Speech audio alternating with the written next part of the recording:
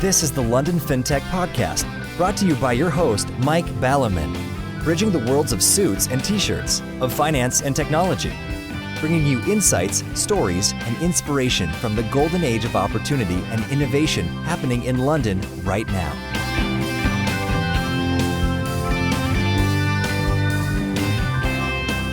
Hi, this is Mike Ballerman, and this is London FinTech Podcast, episode 37, and I'm delighted to be joined on the show today by John Regan, alternative finance and FinTech angel investor, who was one of two seed funders of Platform Black, and who has now become an active director of the business. In a world where most everyone seems to portray themselves as an entrepreneur, John is the real deal. He has a track record of building 3 businesses from startup to trade sale. How many folks have done that once, let alone 3 times? This deep experience will come in very handy when we get on to our topic of the day of coping with crises. But first, a little excursion. For the 50% of listeners overseas, you may not be familiar with the Panglossian nature of much of the fluffy bunny vibe about fintech in London. You know that it's all this kind of all sugar and spice and all things nice. It's less than it was, but still overly present. Dr. Pangloss was the principal focus of Voltaire's 18th century novel Candide. He believed that this is the best of all possible worlds. No wonder the book was a satire, and this is why I feel that Pangloss would have felt quite at home in the London fintech scene. As I suggested in my New Year's forecast episode, this fintech word is becoming more abstract and less relevant, as all the real business is being done in verticals which have relatively little overlap. And this business word is key. Fluffy bunnies rarely seem to have any real experience in business. Business is a subset of life, and you don't need to have too many decades in either to realise that things go wrong, in small ways, but also in oh shit ways. In the bars and bazaars, the whispers/gossip goes around about this company or that. As I've indicated before, in terms of verticals in fintech, the equity crowdfunding scene seems to produce the most. And if you want some gossip, check out a very unfluffy bunny blog on deals and companies in that sector. Just Google the truth about equity crowdfunding. In P2P, by far the most rumoured, gossiped about company has been Platform Black, the number 2 player in the fintech invoice discounting market. They have traded over 2,000 invoices with a total value of over £100 million. I've heard countless stories from countless sources. Plenty of smoke, but differing accounts of the fire and how much damage it did. John has kindly agreed to come on the show today to dispel some of the smoke and talk about the fire. If this was just about Platform Black, then it would be an interesting story. But of course it's not. It could be about your life or your business. If not today, then tomorrow. To think otherwise is hubris. Plenty to talk about, so let's get on with the show.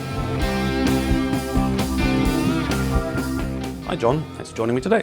Morning Mike, it's great to be here and have the chance to talk about the reality between some of the rumours that you've been hearing in those bars and bazaars. I'm sure the rumours are more fun, but let's get on to the reality. I think the bars are probably more fun. Exactly, yes. And as for the bazaars, that's another story. So coping with crises, I mean, we're going to be talking about financial services, of course, and financial services companies and business, but actually there are more risks in life as a whole, and in terms of doing risky things, there's more risky things than being an angel investor. And I noticed that last year you were busy sailing the oceans from Africa to South America on the round the world race or whatever it is, a race in which this year somebody died. Yes, that's right. I actually sailed from St Catherine's Dock in London all the way to Rio, which took us 40 days in total, with a stopover in the middle, but 30 days at sea in one go, crossing the Atlantic, crossing the doldrums. And you went down the coast of Africa and across? That's right, down the coast of Africa and then across to Rio. Where are the doldrums as such? Across the equator. It's a weather system where, I'm not technical, but due to the rotation of the Earth, 2 weather systems meet and it creates some very strange situations where you have very little wind and then all of a sudden squalls which build up and can appear from nowhere in literally 30 seconds. Sounds like my life actually, as well as the fintech story we'll get on to. And you were telling me before that one of the fascinating things that I'd never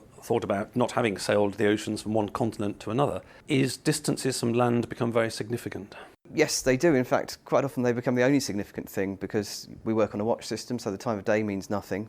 The 2 things that anyone on the boat knew were when the next meal was coming, when the next cup of tea was coming, but also how far we had to go, how far we'd been. I remember at one point realising that I was 2,000 miles from the nearest land, and I knew very clearly in my head that if you're lucky, you can get a helicopter 200 miles out. After that, you might be able to get some medical supplies dropped from a plane if you're in trouble, or you're reliant on the nearest passing oil tanker. So, yeah, quite a grounding experience realising that. Yes, I mean, that is a situation, I mean, a bit like what it is above 8,000 metres of the Himalayas, where if something goes wrong, you're pretty much screwed, really. Yeah. There is no coping with crisis. There's only the shotgun. Well, yeah, there's no EU health and safety regulations at that point, I don't think. Yes, so that must make life feel sort of very real, but very scary at times, I imagine, in the middle of the night when it's all looking like it's about to go wrong. Yeah, I mean, the interesting thing is, actually, at the time, you don't really think about it. It's when you have a moment where you're a bit bored and there's not much happening that you sit and wonder what on earth you're doing there. And do you think the experience of that very real, very visceral kind of risk, what does that mean for the rest of your life and business? Does it make you more blasé or more scared? A bit of both. I mean, certainly, we live in a privileged part of the world, and I'd never been in a situation before where I'd had a serious conversation about the possibility of running out of water, for example. And that was quite a shock to actually really experience that. One of the other things I realised actually is that there are some real common learnings. You can go to a very odd world in the middle of the ocean on a boat and actually see that there are some real common factors with real life back at home in a rich country. And the fundamental thing actually that I learned was it's all about people and all about stopping and taking a breath and looking around at the people around you and what's going on in their minds, as well as what's going on in yours, and then working out how the hell you're going to get through this next problem. Yes, I mean, it's an interesting thing that I think the sort of frontal cortex of the human being is possibly being too overdeveloped, certainly in our culture, because we tend to live in a world of abstraction. Emails and text and all these things which aren't really real, as opposed to a spinnaker lashing around, or as you say, running out of water, which is very real. So how close did you come to running out of water? Well, on those boats, you can't carry enough water for 30 days. You can carry enough water for about a day, so you have a water maker, which basically filters the salt out of the sea. And our water maker was leaking. And we had a decision to make, actually. We believed 5 days from the nearest port at the time we made this decision. And the decision was, do we ration ourselves now? We were in 40 degrees of heat in the doldrum and drinking 8 litres of water a day each. And not going to the toilet very often, really was sweating out. And the decision was, do we ration ourselves now, knowing therefore that we would have water all the way into port should something completely go wrong with the water maker? Or do we carry on as normal, hope it doesn't break? The impact of that would have been that had it broken at that point, we would have gone for 2 or 3 days without water. You know that a human body can last about 6 days before things start going really wrong, but you feel the impact a lot more quickly than that, particularly in that heat. So that was a tough decision that the crew took between us. Gosh, I just realised I probably ruined the whole episode, because that's probably the most scary story of the lot before we come back on to the business.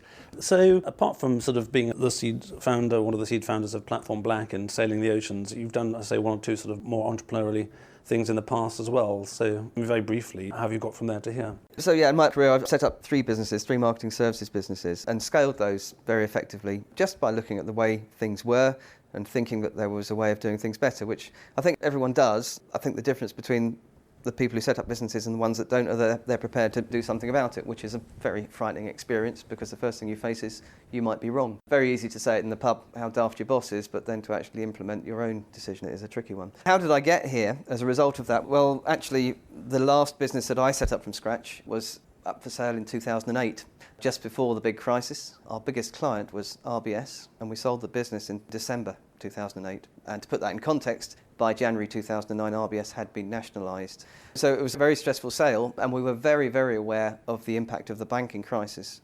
And I stayed with the business, and we continued to have RBS as a client, so we were very aware again of the inside story of what was going on there, and it felt very much like there was a decision being made at a very senior level in the country, including the banks, about whether or not it was viable to have a system based on the movement of money, which, when you're sitting on a pile of cash that you've just generated, having worked very hard to build a business and then sell it, is quite a salutary thought. Yes, going back to abstraction, money isn't real in the slightest sense at all. All money is these days is bits in bank computers. Yeah, absolutely. It's just numbers. And you say, having worked incredibly hard and 9 days a week and 27 hours a day for a long time, you suddenly realise, oh, all I've done is bits in a bank computer. And if someone says that doesn't matter, it's a bit disappointing.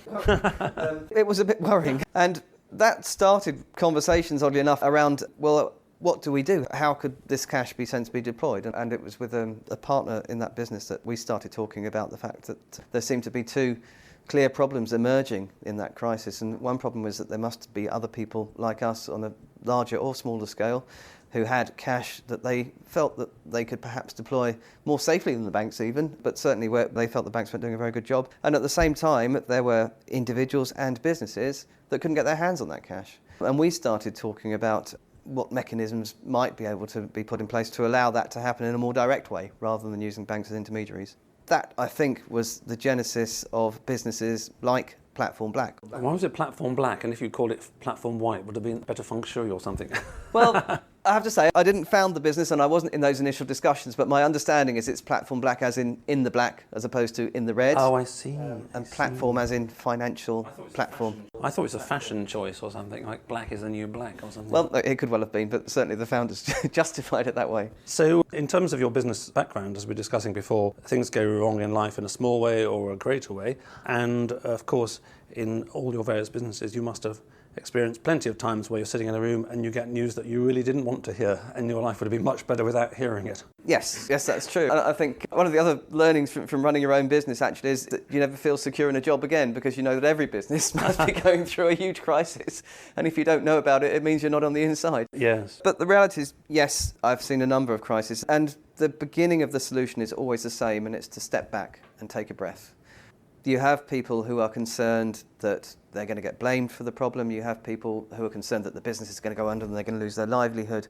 And the important thing is to step back from all of that and say, let's not focus on things that are going to continue to go wrong. Let's focus on using our intellect to work out what we can do about it. Yes, I think just thinking along similar lines in terms of things that I've seen, some of which have been quite significant in my merchant banking career, I think the biggest challenge that I've noticed is what you might want to call the politics of the situation. So once you get to this taking a deep breath and honesty, okay, what exactly has happened? What are the potential avenues forward? Once you get to that stage, then actually it's relatively easy to do. But before that stage, the natural tendency, particularly in large organisations which can be sort of fiefdoms, is that people near where the problem has originated tend to feel, to be politest, pride of ownership in sorting it out themselves somehow. To be less polite, they tend to want to kind of, minimise the betrayal. Or you get that rogue trader danger where people try and trade their way out of it to cover up the earlier mistakes. Absolutely, yes. Yes, and I think it's absolutely key to give people the confidence to step back from that position as well. Confidence that if they solve the problem, they will be recognised. Confidence that if they expose a problem, which potentially is because of something they've done, they won't be overly criticised for that mistake. Yes, also came back to crisis. A crisis to me requires two things. It requires something to kind of be wrong and out of alignment and risky or dodgy, and then an event to happen which precipitates that. So, as I mentioned before on the show, I'm a big fan of air crash investigates as being the only thing of any interest in terms of financial services risk at the moment, because ticking 1 million regulatory boxes isn't. And it's always the case that when a plane has crashed, there has been some weakness in the system as a whole, and then one day somebody's tripped over it and maybe not done the right response. So in a way, a crisis can be, at best, a time when a business model weakness or something gets resolved, even if it's just not correct oversight of rogue traders, because somebody should be spotting their P&L and position every day. I mean, they do say what doesn't kill you makes you stronger. Yeah, lots of things haven't killed me and made me weaker, actually. Yeah, it's not always true. And as you were saying that, it did cross my mind to make the glib comment, it's probably better to steer around the iceberg rather than hit it. The iceberg still exists, and if you can see it and preempt it, then that's probably a better solution. Although I think, you're right, in the real world, 90% of the time, people will deny that there's a possibility of a crisis until they've got no choice. Yes, and this is what really pisses me off about the whole of the fintech scene, is not that the fact that some people love PR and spin and hype and all that kind of thing. That's fine, and it's a bit of icing on the cake and a bit of jolliness. But the trouble is when that kind of spin, very similar to sort of the progress of New Labour and spin from Thatcher onwards in the 80s, when that kind of stuff just turns into denial, outright lying, and an unbalanced view of the world, then I think that's really dangerous for the industry as a whole, because investors then get lulled into thinking, oh, this is utterly risk-free. We're getting 5, 10, maybe even 15% risk-free. The wrong kind of people get sucked in. They lose money, which screws up their lives. And then the whole industry is set back. And I say it's a problem I see much more in crowdfunding. So I think we're all agreed in terms of the honesty. So moving on to this specific thing about Platform Black, as I say, I've had interesting times the last, probably about 12 months late in the evening when bars and people say, oh yeah, and have you heard about Platform Black? And I've got lots of different stories and different versions of what did happen and what didn't happen. So maybe you can just take us through the Platform Black story roughly from the beginning and the period of crisis. and then post-crisis? Well, at the risk of sounding like spin, Platform Black is actually... No spin is, of course, spin itself. Personally, I don't spin anything at all, no. No, I just give positive messages. Exactly, yes. But actually, the crisis you're talking about was as a result of the success of Platform Black. And interestingly enough, rumours of our death are greatly exaggerated. Another glib comment, I know. Platform Black, in its genesis, was presented very much as the concept of eBay for invoices. And the logic behind that was that you may have a tradesman who was working perhaps with a much larger organisation, so for example a plasterer working for a large home builder who was used to being paid and wanted to be paid on a weekly basis, but actually was in an environment where he was going to get paid on 30 days. And for whatever reason, whether that was to buy more plaster or whatever, to go down the pub, whatever that might be, it may be beneficial for him to have his £500 invoice paid a lot more quickly. And Platform Black was designed to present the opportunity for a person with £500 to talk to the plasterer with an invoice for £500 and say, I'll tell you what, I'll give you £490 for that invoice. You can spend that money how you would like right now, and when the invoice gets paid, I will have made £10 and my money back. And if you're happy with that transaction, off we go. The fundamental point about that is that this was very hands-off. All Platform Black was doing, in the same way as eBay introduces people with the opportunity to enter an auction to buy second-hand goods, was making an introduction, and this was a hands-off situation. So it's just a marketplace. Just a marketplace. And what that means is, of course, is were anything to go wrong, the position is, well, you were the person lending the £500 to the plasterer, and maybe you should have looked him in the eye and made sure that you were comfortable he was going to pay you back, because all we were doing is saying, this guy needs the money and you have the money, perhaps you could do a deal. Yes, and that's kind of what's happening in equity crowdfunding on the more sort of pile 'em high, sell 'em cheap things. It's kind of, well, it's up to you investors to decide. The fact is actually in that particular case, because that hasn't turned into a big crisis yet, in that particular case, when the platform itself knows that almost every thing that comes onto its platform misses all of its financial targets, you think actually it might, as a platform, be quite nice to tell the investors. But that's a different story. But anyway, the dynamics are the same. Yes, that's certainly true. The arm's length idea. The arm's length idea cannot continue to work. I mean, one of the challenges with the internet and businesses which work with technology is the speed with which they scale. In the old days, when you scaled up from being a bespoke furniture manufacturer to running a furniture factory, there were stages in between, including building the factory, etc., etc., etc., which meant you had to pay attention and you had to recognise that the business and the skills required to run the business were changing significantly. With anything electronic, all you do is buy another virtual server from Amazon or wherever you're providing it from, and all of a sudden you're twice as big. And if you don't then take a step back and say, well, we're twice as big, what are we going to do about that? Are there new implications as a result of that scale we need to take account of? Then you can run into problems. Absolutely, I entirely agree. And one of the excitements about tech as a whole is that you can create some new app which is exciting for some reason. You can sell one, and then you can sell 10 and 100 and 1,000, and before you know it, you're selling 1 million. And that's not particular problem. You just need to get a few more servers.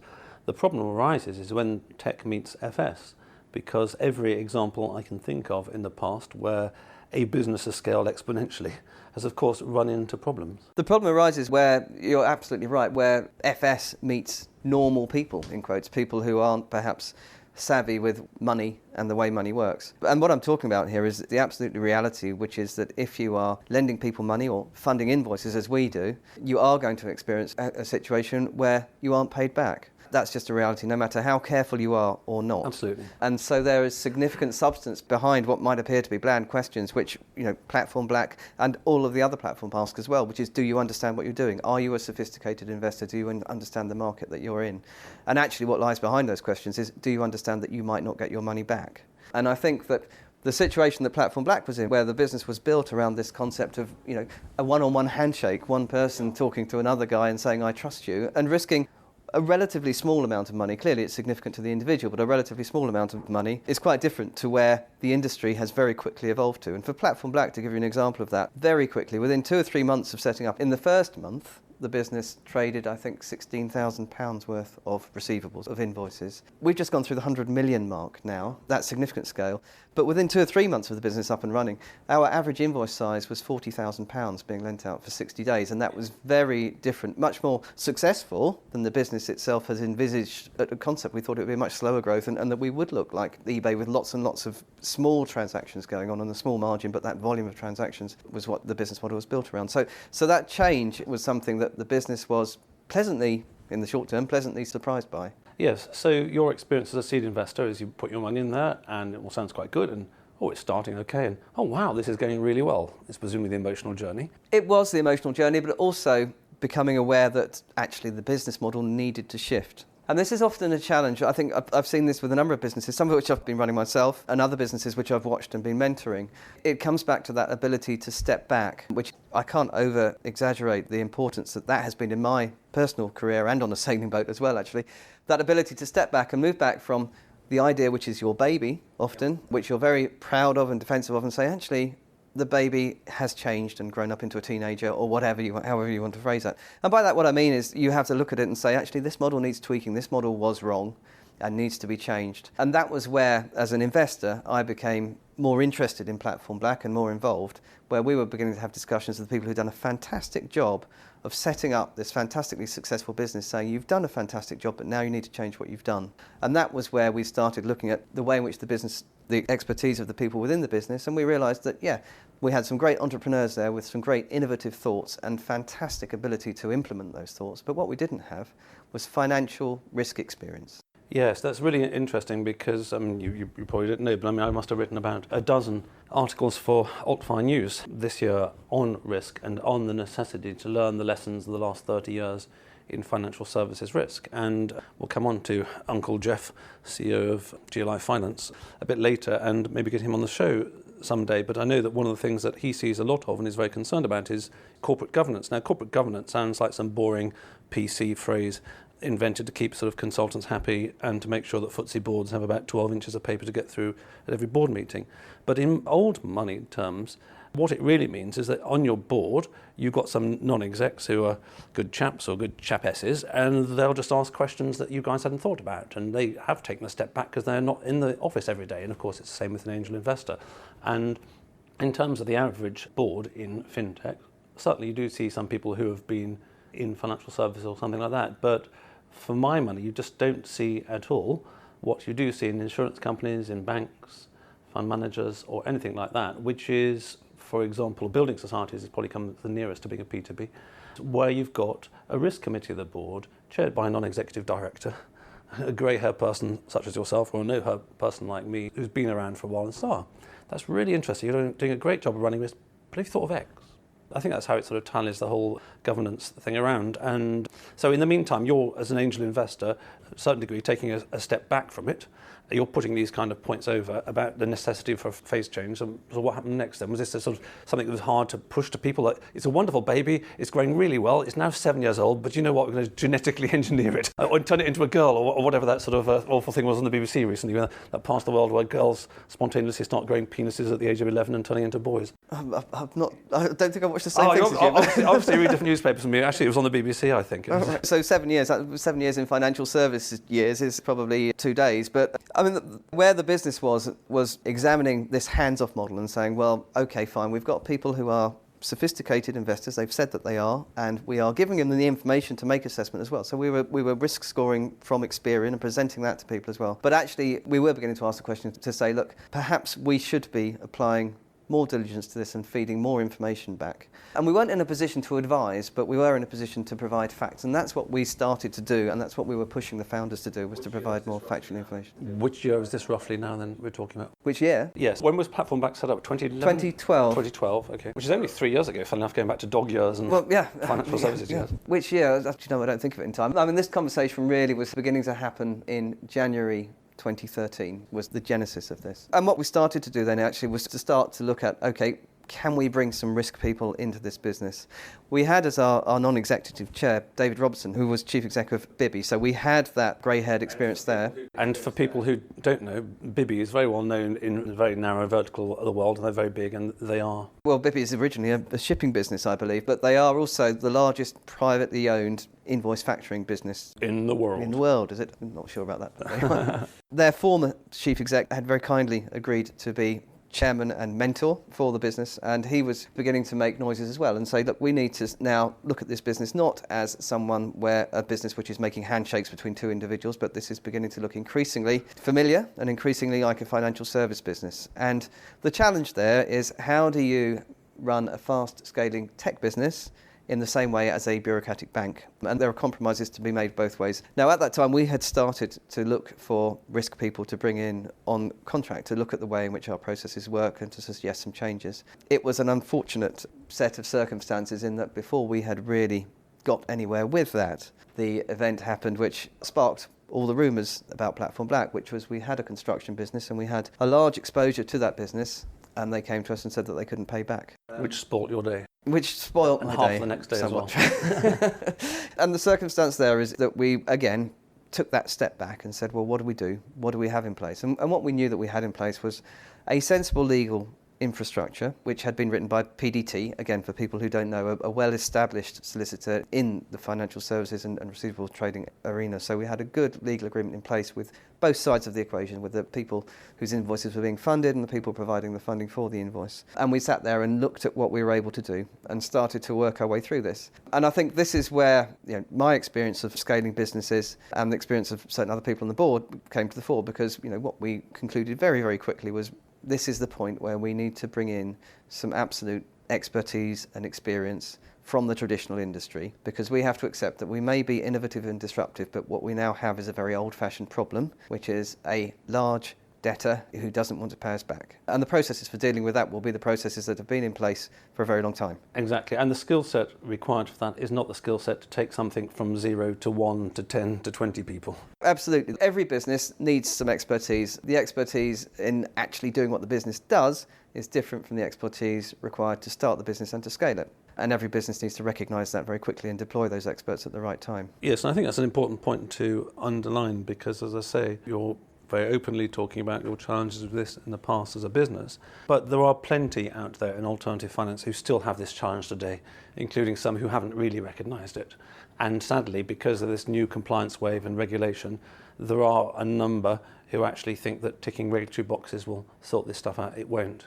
Regulators will never enable you to win a Formula One race or a MotoGP on a motorbike race. No, that's absolutely right. It's people on the ground with experience and gut feel and knowledge who can sit down and address these problems in a way which only humans can at the moment. Perhaps in years to time there'll be machines that do it, but right now it's still very much a human intuition-based process. Exactly, and to a large extent the rule book goes out the window. You have to have a certain degree of wisdom and just do the right thing. There isn't a dot to dot, although, as you say, in situations like the recovery there's a precedent. Just focusing in on this one, because I've heard plenty of stories, and the stories all really revolve around the business almost burning to the ground, and the stories differ in how much it almost burned to the ground or went over the edge, and whether it was just fraud, incompetence, weak underwriting standards, or whatever. What was the sort of context of this? And also I believe it was quite a chunky one, so concentration risk comes into this, where again there are plenty of new P2Ps out there at the moment that are really very concentrated. Maybe if you're funding circles over a rate set, you've got thousands of loans and investors can spread their money over them, but actually by definition when you're small,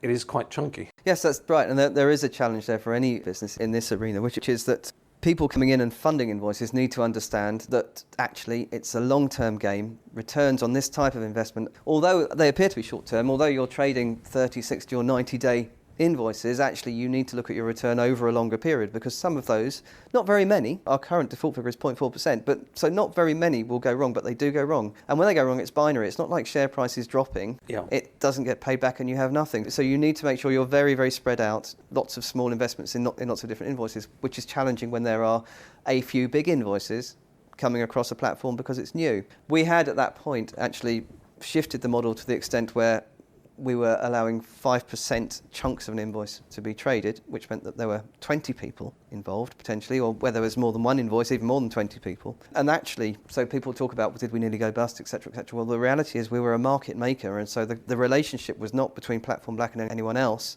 We were responsible for introducing some sets of people, but the sets of people actually had a relationship between the two of them and not with Platform Black. What we felt we had a duty to do was to help those people, to use our expertise and resource to help those people get their money back. But actually that was a tricky situation, because the very fact that we weren't involved in the relationship was a hindrance to that. Oh, that's very interesting, actually. I'd never heard that angle before. Just taking a small step back before we get on to that one. As you say, so Platform Black isn't sort of financially involved in the transaction, but of course it is reputationally involved. There are plenty of marketplaces out there, and if I go shopping at Sainsbury's and half my family die because the chicken in their marketplace was off, I'm unlikely to go to Sainsbury's, and I might go to Waitrose next week. So I take your clarification about there wasn't a direct financial risk to Platform Black, but in terms of gossip after plenty of beers in the evening, it's sort of roughly along similar lines, which is actually, there was a significant reputational issue, which if it hadn't been dealt with well, would have hindered people from going to the business. But there were two intakes of breath, actually. The first intake of breath was, okay, so now we're going to find out if this legal infrastructure really works and whether it will allow us to chase the debt. And you're right, the second intake of breath is, and is anyone ever going to trust us with their money again? So dealing with the first one, well, the answer is we're still here, and yes, the founders have done a really good job, and we did tweak it. You learn by your experiences, and we've changed the structure, and I won't go into the technical details of that, but we've changed the structure in a way which actually now makes it much easier to recover debt. So just for clarity, it wasn't a fraud. You might not want to use the word underwriting if you're focusing on the platform, but in a way, am I putting words into your mouth to say that the main response was to tighten up the criteria of what is able to list in the first place? There were a number of responses. So first of all, deal with the initial problem, which is to sit down with that business and say, okay, fine, what is the way through this? And the way through that was actually we agreed to novate what was a short-term loan agreement, which was due for repayment immediately, into a longer-term agreement. And for those people who aren't FS savvy, novate means? Novate means change. We transformed. We had one contractual relationship with the business which said that based on an invoice which they had sold, they needed to pay us back. And we changed that to say, okay, fine, we're going to make this more like a loan now, and we will accept regular payments on a monthly basis until the total amount has been repaid. So that meant that actually they had breathing space. They had another 12 months in order to raise the cash rather than pay it right now. And so, what that did was gave the people who are providing the funding a much greater chance of recovering the money which they'd invested. And that's what's happened over a period of time. That business has slowly paid back. Now, in the interest of transparency, I should say that in the end, that business did go into administration, and that process is now working through now, so we don't know how much more the investors are going to receive back from the money which was outstanding. They've received over half back to date. Right, so there's more than 50 cents on the dollar. I had got 50 in my mind for some reason. Yes, it's just over half. So they've received over half back, and it's very difficult to say whether there is any more in the pot to be divided up, because we're now in a situation, of course, where you've got the banks and everyone else coming in and claiming their share of what's left. Absolutely, and thank you for saying that, John, because as I say that plenty of P2Ps have got problems, maybe not such a large chunk of importance to the business at the right time, but I don't think there'll be a P2P at all in a few years' time that won't have had to deal with recoveries one way or another, that won't be worrying about whether you're getting 0 cents on the dollar, 10 cents on the dollar, 50 cents or 99 cents on the dollar.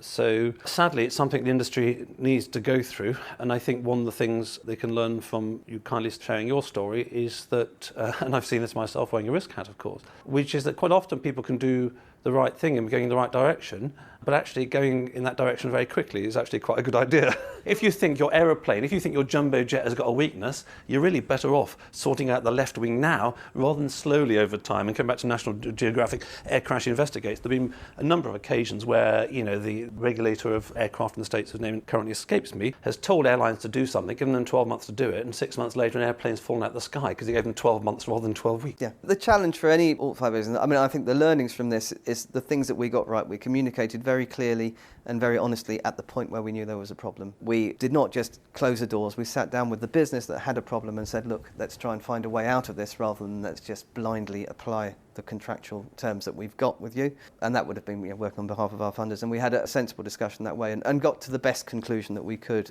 as a result of that. And I think that people can take reassurance from the fact that, first of all, the legal infrastructure works and we were able to recover money. And you're absolutely right. As a result of that learning, what we then did was have a good look at the risk criteria that the business was applying, which at the time, as I said, we were a market maker, so it was relatively hands-off. And we weren't the only one in the market, and I believe there are still businesses in the market applying that approach. We actually did apply risk criteria in a much more traditional fashion.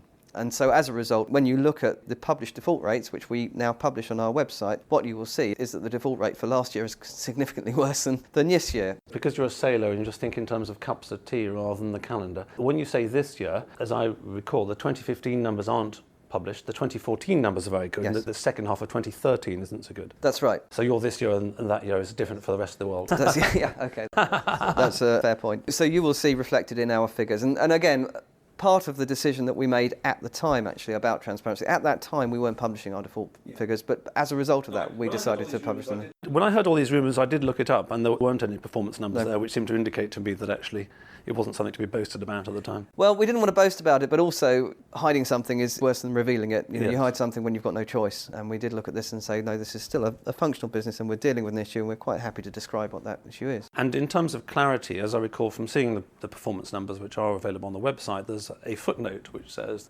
something was novated into a loan or something like that. So the numbers are excluding. That's correct. This is a caveat for anyone looking at performance rates in this industry. It's very, very hard to compare like with like, because we have 30, 60 and 90-day loans, and that's it. So we know within 90 days if something's gone wrong. There are other businesses out there who are providing loans for 5 years and they haven't been trading for 5 years yet. So they're within their rights to report a zero default rate because the loan hasn't come to the point at which it needs to be repaid. Absolutely, and it's even worse than that. I mean, one of my annoyances about regulation in general is that I wouldn't mind if regulation did things well and efficiently, but I don't personally believe it has very well over the last 30 years, and certainly not at the moment. And so you talk about default rate. But that isn't defined across the industry. People have got different definitions of default, 30 days, 60 days, 90 days, 6 months. So it's all a little bit of a pickle.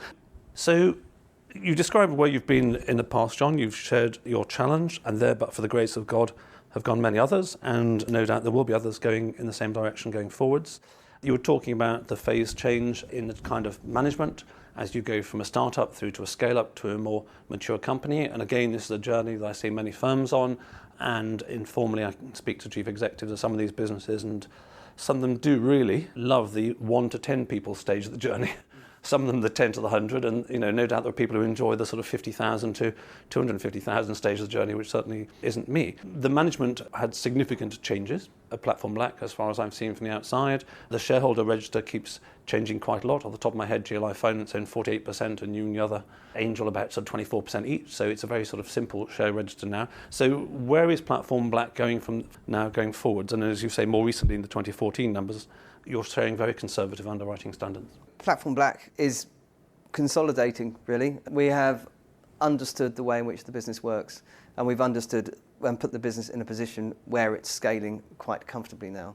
We've got rigour within the business, and the challenge for the business now is to make sure that we strike the balance between being innovative and fast and delivering a really good, fast, flexible service to the people that really need it, which are the SMEs who haven't got time to worry about how to raise their funding, spending lots of time dealing with bank bureaucracy. So they don't have time to do that, and we need to be able to be innovative enough to deliver to them what they need, which is where they're able to pay it back, we need to fund them quickly and effectively and cheaply as well. At the same time as that, we need to provide the rigour to keep the people providing the funding comfortable that we are actually able to recover that money that we're giving to the SMEs. And that's a tricky balance, because risk people by their very nature are risk averse, and innovators, by their very nature, are the opposite of that, whatever the opposite of that is. And so, yes, we do have some very interesting boardroom discussions now. But that's the point. People have an equal voice, whereas before it's been weighted too far in the opposite direction. And there is a danger for any business, and Platform Black is very aware of this because of our history, of going too far the other way and becoming too conservative and becoming just like another Bibby or an offline, less disruptive business. And actually that's not the market that we're in. So that's where we're trying to evolve to. We've gone through the 100 million mark now in funding, and that is a significant growth for a business which is only 3 years old. And that business has the infrastructure to deal with that and scale from there. And as you can see, we've got default rates which are dropping significantly, so we're able to process that. The other challenge that we've got is to educate the people or SMEs within the marketplace. Historically, factoring was seen as the finance of last resort. I believe accountants are still taught that this is something that you do if you've got no other alternative. Yeah, someone was telling me about some country in Europe where it's sort of, if you're going for that kind of stuff, it's seen as the kiss of death. It shows that your business is screwed. But what businesses need to learn is that in the post-2008 economy, this is a way forward. And with technology, this isn't about tying yourself into a very sticky, expensive arrangement with the business, which is going to take your whole sales ledger and pick and choose which invoice they fancy financing and charge you all sorts of fees in order to do that. Technology now has enabled us to be in a position where you can just, with no fees associated at all, other than the cost of the money that you're going to borrow, just simply put a single invoice up. And what that means is if you win a big client and you need to recruit 2 or 3 people to deliver to that client or buy materials or goods and services, whereas in the past, you either had to get that client to pay you up front or go to your bank cap in hand and possibly be told no. Now you've got a very simple solution, which is you take the invoice that you issue to that client, you know that that's payable in 90 days, and you can fund it immediately. Which is the model that Market Invoice are following, and I was on the show a few weeks ago, and they've now passed 500 million, so between the two of you, you're doing 600 million. Just to pick you up on one small thing, going back to my background in risk, is that I recognise what you say about the risk people being the people who try and stop you do things, and the innovators being the people who are actually trying to make things happen, and there's a tension, you can get that balance wrong. I think it's not completely true, although I end up speaking to myself these days because there aren't many people still around who remember the old days. But the origin of that is that generally in banks, the bankers wanted to do business because, you go out there and you're trying to do deals and that kind of stuff. That's what they like doing. And sometimes even they've had bonuses for doing business. So within an organisation, they were ones trying to do business. And by and large, the credit department in organisations was the one trying to stop the bankers doing business. So this is the origin of that tension. Credit functions generally saw themselves as trying to stop the bank doing business. Interestingly, though, going back to the culture of risk, people from more of a market risk background have got a very different approach. People in market risk know that you need to take risk in order to make some money. So I think the market risk people, he says, waving a flag for his own original tribe, the market risk people are those who are much more balanced in terms of we're trying to win this race. How do we go fast enough to have a chance of winning, but not so slow that we don't crash? So that's a small correction. I think, based on your correction is absolutely right. That the tension has to exist. The point I was making is there's a third component to that, which is technology. And the challenge there is you'll have an innovative technological person saying, I can deliver you technology, which will say yes or no. The computer says yes or computer says no. And it's making sure that if you're going to deploy that technology, it only gets deployed in a situation where it really is dealing with something which is so clearly a yes or so clearly a no. It's not making a mistake, and it's making sure that actually the technology picks up the grey areas, which is where the people really make the difference. And it's setting those boundaries, which I think is the fundamental thing, which is going to be about success or failure for any business now in this marketplace. Excellent. Well, that's been a really interesting and very rich show, John. I've enjoyed talking to you. Time's gone by fast, and I think that for me, what's come out of this, and it very much shows your experience in business as a whole, is not just, as I said at the beginning, that here is an alternative finance business that had a big problem. It didn't want to have that big problem. It's sort of recovered from the big problem and it's moved on. But much more philosophical questions about the nature of a marketplace, the nature of due diligence that's being done, how you deal with difficulties, and how you deal with management transitions. I think there's a lot of material in here which every alternative finance and most fintechs could really think about quite a lot themselves. Some of these things that you're talking about are almost things that boards could do on their away a day every 6 months and say, these questions that John was raising, and what can we learn from this? And I think, again, one of the things that's a very easy win is to try and learn from other people's mistakes as well as your own.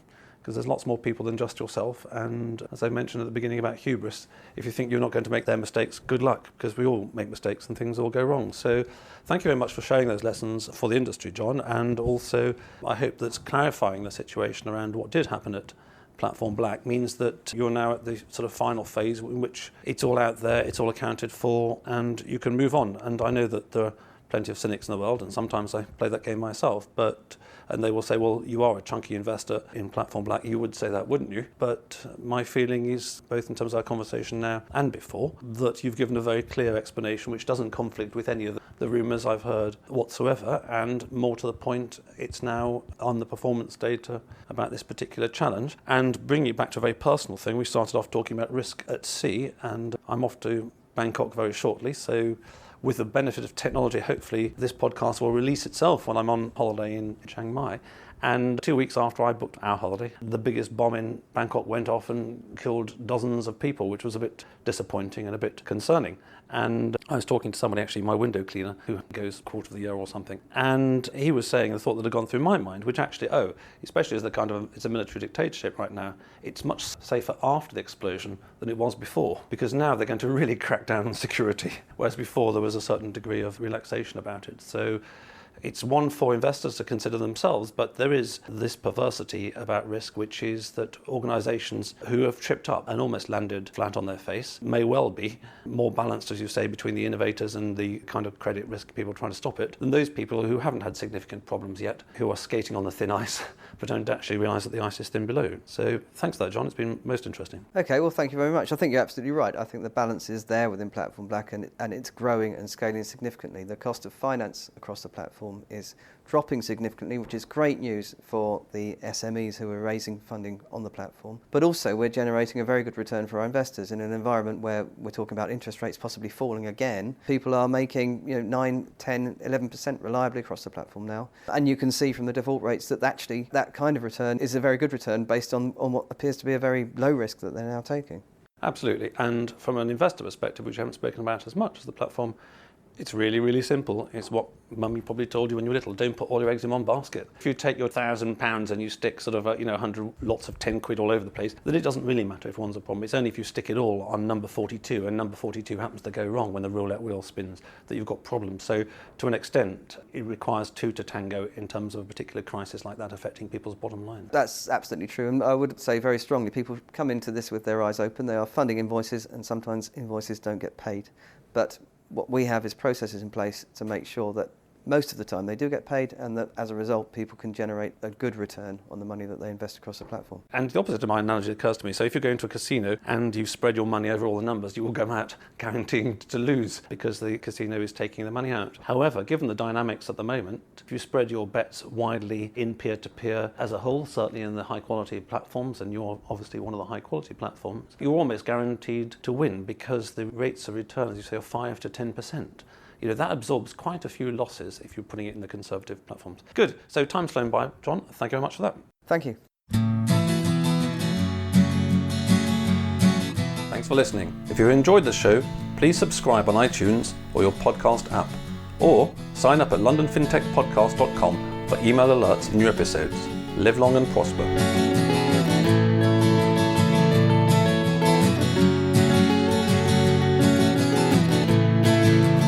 We could sit in a bend there all day, watching the firelight dance, watching the firelight dance. We could walk in the mountains before dawn, watching a happy moon ride, watching a happy moon ride.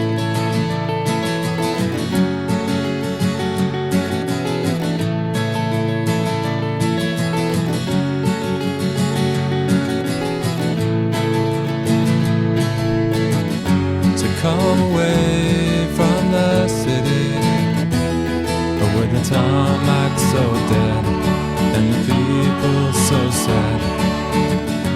Come away from the city, with the faces so grey, with the pain of the everyday.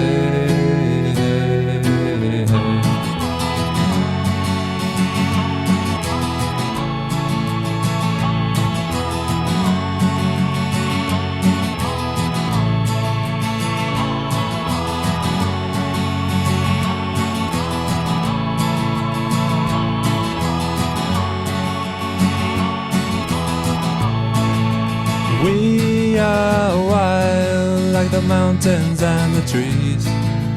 Can you see what I mean? Can you see what I mean? We fit in between the earth and the sky. Kiss the city goodbye, wave the city goodbye,